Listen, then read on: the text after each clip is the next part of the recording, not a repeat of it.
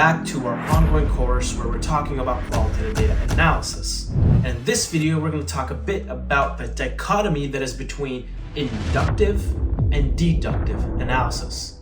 Understanding these two approaches is crucial for researchers to effectively organize and interpret their qualitative data.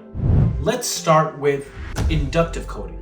And throughout this course, we have been really just talking about inductive coding in our examples and our case studies. Inductive coding is essentially a bottom-up approach where codes are developed directly from the data. This approach is exploratory in nature and is typically used when the researcher has no preconceived notions or hypotheses. It's like putting together a puzzle without having a picture of what the final image should look like.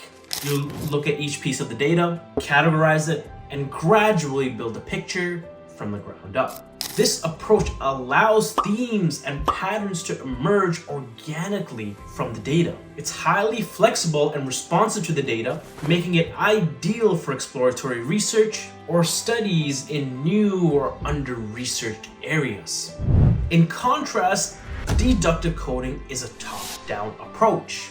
In this approach, the researcher starts with a set of pre-established codes or a theoretical framework, which are then actively or deliberately applied to the data during analysis. This approach is theory-driven, and it's often used even in qualitative data when the aim is to test or elaborate or extrapolate or expand upon a hypothesis or a theory. Think of deductive coding like using a map to find treasure. You have a predefined route or a framework that guides your exploration of the data. This approach allows for focused and theory-driven analysis, making it suitable for studies where the researcher aims to explore specific aspects of the data in relation to existing theories, models, and frameworks.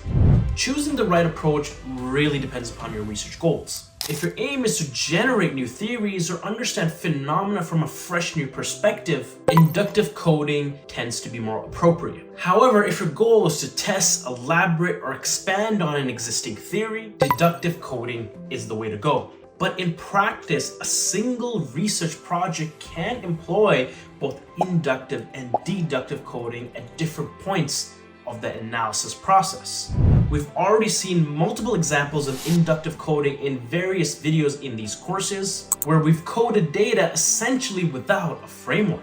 But let me highlight deductive coding using an example. Suppose we are researching the impact of remote work on employee productivity. If we start with a deductive approach, we might apply a framework like Maslow's hierarchy of needs to see how different levels of needs affect productivity in a remote working environment. But as we analyze, we might discover new themes, concepts, and ideas that weren't initially considered in the pre-existing framework of Maslow's hierarchy of needs. In qualitative research, this is common. When this happens, your deductive analysis converts into inductive analysis because now you're considering new themes and ideas. Both inductive and deductive coding are essential and powerful tools in your qualitative research arsenal. The choice between which one you emphasize more in your research should be guided by your research objectives, the nature of your data, and the theoretical overlay or context of your study. Understanding and applying these approaches effectively can greatly enhance the richness and depth of your qualitative data. But that's all I have for this video. Thanks for watching. If you found this video helpful, please let us know by liking, share, subscribe. Until the next video. Take care.